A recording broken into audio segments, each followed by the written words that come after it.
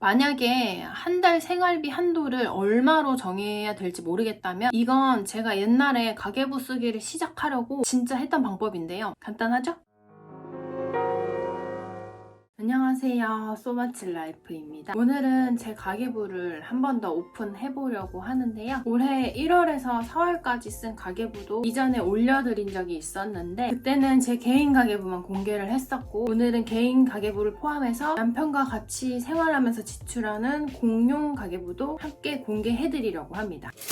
일단 제 가계부는 이렇게 구글 시트로 정리를 하고 있는데 올해 초에 공개했던 가계부랑 양식이 좀 바뀐 부분이 있어요. 처음부터 제가 쓰기 편하게 만들었기 때문에 점점 더 쓰기 편하게 수정하다 보니까 현재 이 양식이 만들어진 거거든요. 일단 지출은 변동지출, 고정지출, 비상금 지출로 나뉘고 소득은 그냥 소득과 비상금 소득으로 나뉩니다. 그리고 저축은 중요하기 때문에 저축하는 금액을 쓰는 건 이렇게 따로 칸을 만들어놨어요. 재테크를 위한 투자나 지출은 소비가 아니라 저축이라고 생각하기 때문에 목록에는 주식, 적금, 사업, 부동산 이 설정이 돼 있고 소득란에는 제가 알바한 거나 월급 받은 거 등등 돈이 들어오는 목록도 이렇게 여러 가지가 있습니다. 오늘은 8월, 9월에 해당하는 개인 가계부랑 공용 가계부를 공개할 거예요. 일단 제 개인 가계부부터 보여드릴게요. 이전에는 제가 변동지출을 한 달 20만원씩 한도를 정했었고 고정지출은 따로 한도를 정하지 않고 가계부를 썼었는데 꼭 한 번씩 경조사라든지 부모님께 뭘 해드린다든지 이런 일이 자꾸 생기더라고요. 그래서 변동지출 20만원에서 5만원을 비상금으로 따로 모으기 시작했고 변동지출 한도를 20만원에서 15만원으로 줄였어요. 고정지출도 한도를 정해서 매달 일정하게 나가는 돈의 범위를 확실하게 다시 체크해보는 시간을 가졌어요. 그래서 고정지출 한도는 65만원을 정했고 이렇게 변동지출과 고정지출 한도를 정확하게 정해두면 월급을 받자마자 변동지출 계좌로 15만원 보내고 고정지출 계좌로 65만원 보내고 남은 돈은 그냥 다 저축하는 계좌로 쏘면 되거든요. 저축은 한도 없이 최대한 많이 넣으려고 하기 때문에 이렇게 월급이 들어오자마자 딱딱 나눠서 바로 이체해버리면 어디에 돈을 쓰기 전에 저축부터 할 수가 있으니까 저축률을 높일 수 있는 좋은 세팅 방법 중 하나라고 생각합니다. 8월 소득은 310만원 정도 월급으로 받았고 비상금 소득으로 잡힌 건 바로 지난달인 7월에 고정지출에서 쓰고 남은 돈 17,080원 8월달 비상금으로 입금된 5만원이 비상금 소득으로 들어왔습니다. 8월 비상금이 원래 총 95만원 정도가 있었는데 이 95만원에는 제가 올해 중순까지 프리랜서를 하면서 정부가 준 코로나 프리랜서 지원금이 섞여 있는 거고요. 그 외에도 환급금으로 들어오는 돈들이 조금 있어서 그걸 일부 모아둔 금액인데요. 원래 같았으면 이 돈도 모두 투자하려고 저축으로 뺐을 텐데 제가 6월, 7월까지 프리랜서를 하면서 다른 분야에 공부를 하고 싶은 게 생겨가지고 그런 교육이나 강의가 생기면 바로 결제하고 보고 싶어서 좀 모아둔 거예요. 또 내년쯤에 부모님 위해서 돈을 써야 할 때가 있을 것 같아서 이렇게 비축을 조금씩 해둔 겁니다. 저축은 주 급여로 받은 310만 3,656원에서 변동지출 15만원, 고정지출 65만원 빼고 남은 금액인 230만 3,656원을 모두 주식 투자로 넣었고요. 비상금에서도 17만 6천원 정도를 주식 투자로 보냈어요. 그래서 8월 총 저축 금액은 248만 312원으로 8월 소득의 거의 80%를 달성했고요. 비상금에서 넣은 저축 비율을 빼도 74% 이상은 되거든요. 이렇게 8월 저축률은 70%를 훌쩍 넘었습니다. 이제 지출 내역 중에서 고정지출을 먼저 보여드릴게요. 제 고정지출은 비상금으로 매달 따로 빼놓는 돈 5만원, 청약 10만원, 공용생활비 입금하는 돈 40만원, 유튜브 월정액 1,450원, 그리고 교통비, 핸드폰비, 보험비까지인데요. 원래는 핸드폰 기본요금을 할인을 받아서 9,450원만 내고 있었는데 할인받는 기간이 7월부터는 다 끝나버려가지고 7월에 사용한 요금부터는 19,900원으로 계산이 돼서 8월에 청구된 요금이 19,900원이 나왔고 지금은 다른 알뜰폰으로 갈아탄 상태입니다. 보험비는 54,220원이고 이걸 다 합치면 65만원에서 남은 돈이 1,630원이네요. 그리고 변동지출은 일단 한도가 15만원이라고 말씀드렸죠. 8월은 눈에 띄는 내역이 유흥비예요.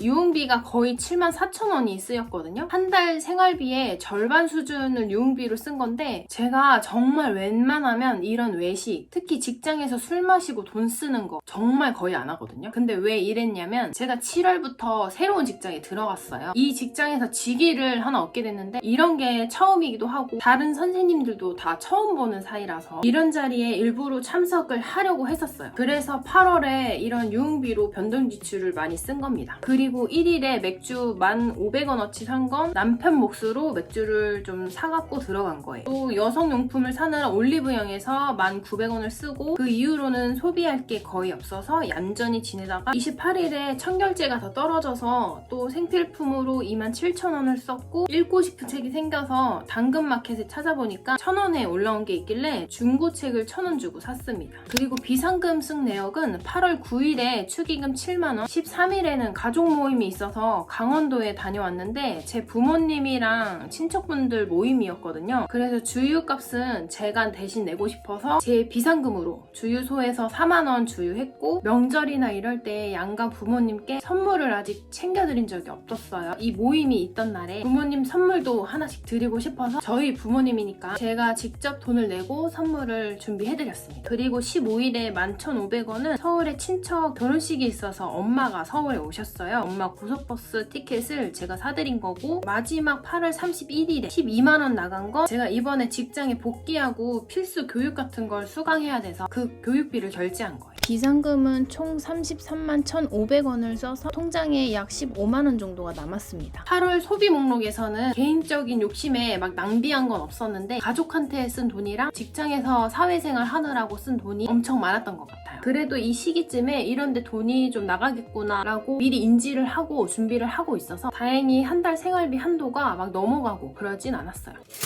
남편이랑 저랑 합쳐서 가지고 있는 저희 집 총 재산을 계속 파악해두고 싶어서 이 표를 새로 만들었는데요. 저희는 아직 부동산 자산은 없고 주식 쪽으로 투자를 많이 하고 있어서 남편 주식 계좌랑 제 주식이나 펀드 계좌부터 쭉 정리를 해놓고 거기에 매달 잡히는 손익이랑 순 자산이 얼마가 되는지 한 달에 한 번씩 체크를 하고 있습니다. 주택은 저희 부부가 지금 전세를 살고 있는데 전세 자금으로 들어가 있는 돈과 대출받은 금액이랑 그 대출 금리까지 모두 정리를 해서 밑에 이렇게 현재 자산 상황을 한눈에 볼 수 있게 따로 수식을 만들어 놨어요.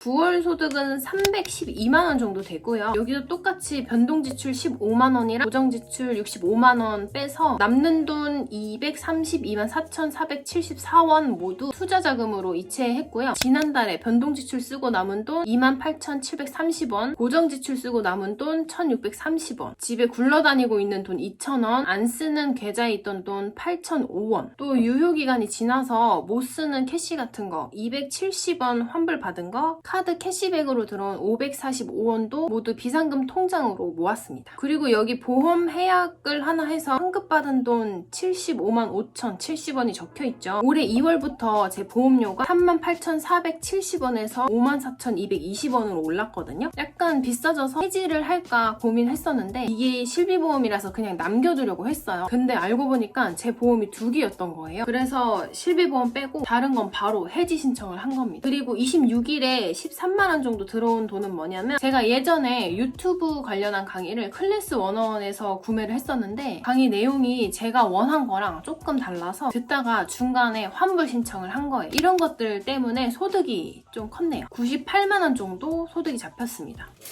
고정지출은 지난달이랑 목록은 똑같아요. 청약, 공용생활비, 비상금, 교통비, 보험비, 유튜브 월정액, 핸드폰비 총 7가지인데 그중에 핸드폰비를 보면 9월부터 다른 알뜰폰으로 바꾸는 과정에서 청구 금액이 좀 애매하게 2만원 정도가 나온 겁니다. 9월 변동지출은 기초 화장품 산 거 6만원, 지난달에 가족 모임이 있어서 제가 개인 비상금으로 주유비랑 부모님 선물 같은 거를 결제했었잖아요. 톨게이트 비용도 제 교통카드로 결제를 해서 후불로 청구된 교통비가 28,000원 나왔고 핸드폰 케이스가 너무 달아서 8,500원 주고 새 걸 구입했어요. 그리고 그 외에는 식비로 쓰인 내역인데요. 9월달에 공용생활비가 좀 빨리 소진이 돼가지고 마트에서 저녁거리 사고 하는 돈을 남편이랑 제 개인 생활비로 조금씩 보태 썼었어요. 식비로 38,000원 정도 썼고 이렇게 9월달 변동지출로 총 127,700원을 썼습니다. 비상금 쓴 내역은 2가지가 있는데 하나는 남편 생일 선물이라 적혀있죠. 이거는 내년 생일 선물을 미리 해준 거예요. 남편이 11월에 한라산을 갈 예정인데 아직 제대로 된 등산화가 없어서 한라산 가기 전에 사고 싶다 하더라고요. 꽤 비싼 등산화였는데 어차피 하나 사두면 잘 신을 걸 알아가지고 20만 원을 지원해줬습니다. 그리고 나머지 하나는 투자 자금 넣고 싶은 금액이 있어서 53만 원 정도 이체한 거고요. 9월 저축률은 소득의 90%가 넘었는데 비상금에서 넣은 돈을 빼면 74% 정도가 되거든요. 8월에도 그랬듯이 9월 저축률도 다행히 70% 이상 달성에 성공했습니다. 이제 8월, 9월 달에 저희 부부가 함께 쓴 공용 지출 내역도 보여드릴게요. 저희는 연애하면서 썼던 데이트 통장을 결혼해서도 계속 쓰고 있고요. 이 데이트 통장으로 매달 40만 원씩 각자 입금을 해서 식비, 공과금, 전세대출 대자 이런 거를 이 80만 원에서 다 쓰고 있습니다. 80만 원이 입금되면 여기서도 똑같이 변동지출 한도 55만 원이랑 고정지출 한도 25만 원을 딱 나눠서 각 계좌로 이체를 시키고 쓰고 남은 돈은 따로 모아서 똑같이 공용 비상금 계좌로 보내고 있습니다. 이렇게 계좌를 다 분리해서 쓰고 있어요. 카카오뱅크 계좌만 5개가 있는데 아까도 한번 말한 거지만 한도를 정해서 돈을 쪼개 쓰면 돈 관리가 더 수월하기 때문에 이 세팅 방법을 추천드리고요. 고정지출엔 넷플릭스, 인터넷비, 공과금, 대출이자 정도가 있고 변동지출 내역은 엄청 많아요. 거의가 다 식비로 쓰이는데 평균적으로 식비가 60% 정도 쓰이더라고요. 가급적이면 식사는 직접 만들어 먹으려고 하는 편이라 마트에서 식자재 사는 돈이 가장 많이 들고 외식은 일주일에 한 번 정도 한 것 같아요. 변동지출이 27,000원 정도 남긴 했는데 제가 8월에 가족 모임에 참석했다고 했잖아요. 저희가 그때 식비를 담당하게 돼가지고 20만 원을 내야 했었거든요. 그래서 20만 원을 비상금에서 썼어요. 또 추석 때 부모님께 드릴 선물을 미리 준비하느라고 7만 원을 썼습니다. 사실 7월 가계부까지는 비상금 쓰는 거 이렇게 따로 적어두진 않았거든요. 이 펜션 모임 식비 20만 원도 온전히 20만 원이 쓰인 게 아니라 제가 제 개인 비상금을 조금 보탠 거예요. 돈이 조금 모자랐거든요. 근데 왜 돈이 모자르는지 안 적어두니까 모르겠더라고요. 그래서 8월부터는 비상금 쓰는 칸을 추가로 만들어서 매달 생활비로 남은 돈을 다음 달 비상금 소득으로 보내서 조금씩 비상금을 늘리는 방식으로 정리를 하고 있습니다. 9월에는 지난달 변동 지출과 고정 지출 남은 돈이 비상금으로 들어왔고 저랑 남편이 각각 40만 원씩 한 달 생활비를 이체해서 모인 80만 원을 변동 지출 55만 원, 고정 지출 25만 원으로 바로 쪼갰습니다. 고정 지출 목록들은 지난달이랑 똑같은데 저희가 8월에 집에서 쓰던 와이파이를 끊었어요. 제 핸드폰 요금제가 8기가에 9,000원이었거든요. 여기에 집에 설치된 와이파이 인터넷비 22,000원을 더하면 매달 31,000원 정도가 나갔는데 이제 요금제 할인 기간이 끝나면서 제 폰 요금이 9,000원에서 2만원으로 올라버렸어요. 그러면 핸드폰비랑 인터넷비랑 다 합쳐서 42,000원인 거잖아요. 그럼 차라리 저도 남편처럼 무한제 요금으로 바꾸고 인터넷을 끊어서 42,000원보다 싼 무한제 요금을 쓰는 게 낫잖아요. 그래서 9월 21일에 낸 이 8월 인터넷비를 마지막으로 10월부터는 인터넷비가 없고 저는 지금 월 29,900원 하는 무한제 알뜰폰 요금제를 쓰고 있습니다. 그리고 수도비는 짝수달에만 청구가 돼서 9월에는 수도비가 없고 가스비는 겨울에는 보일러를 자주 트니까 많이 나오면 5만원까지 나오는데 8, 9월은 여름이라서 평균적으로 만원 전후로 나오는 편이에요. 전기비는 4만원에서 5만원 정도 나오고 있습니다. 저희 집은 가스레인지를 안 쓰고 인덕션을 키우거든요. 그리고 여름에는 에어컨이랑 선풍기도 많이 트니까 전기 사용료가 많잖아요. 그래서 가스비보다는 항상 전기비가 더 많이 나오는 편이에요. 전세 대출 이자는 월 11만원에서 12만원 정도 나오고 넷플릭스 월정액은 현재에도 13,500원 내고 있습니다. 9월 변동지출은 마찬가지로 식비로 절반 이상 쓰였고 외식으로 사 먹은 것보다는 식자재를 사서 쓴 게 더 많아요. 음식을 직접 해먹는 게 번거롭고 에너지가 좀 많이 쓰이는 일이긴 한데 확실히 지출을 아낄 수 있는 방법이라 그냥 즐기면서 하려고 해요. 그래서 저희 부부는 한 달 식비가 보통 45만원에서 50만원 정도 쓰입니다. 근데 이 달에 또 양가 부모님을 뵙느라 멀리 다녀오기도 하고 기름도 넣고 외식도 하고 그래서 돈이 크게 몇 번 나갔어요. 지난달에는 외식이 주에 한 번이었는데 이번 달에는 2번에서 3번이 되는 주도 있고 그래서 55만원 한 달 생활비가 일찍이 다 소진이 돼버려가지고 9월은 비상금을 좀 썼습니다. 먹을 건 사야 하니까 한 2주치의 식비가 비상금에서 나갔고 금액은 총 6만원 정도 소비를 했어요. 변동 지출은 안 남아있지만 고정 지출에서 남은 37,530원은 다음 달인 10월 비상금으로 들어갔고 이런 방식으로 가계부를 계속 작성을 하고 있습니다.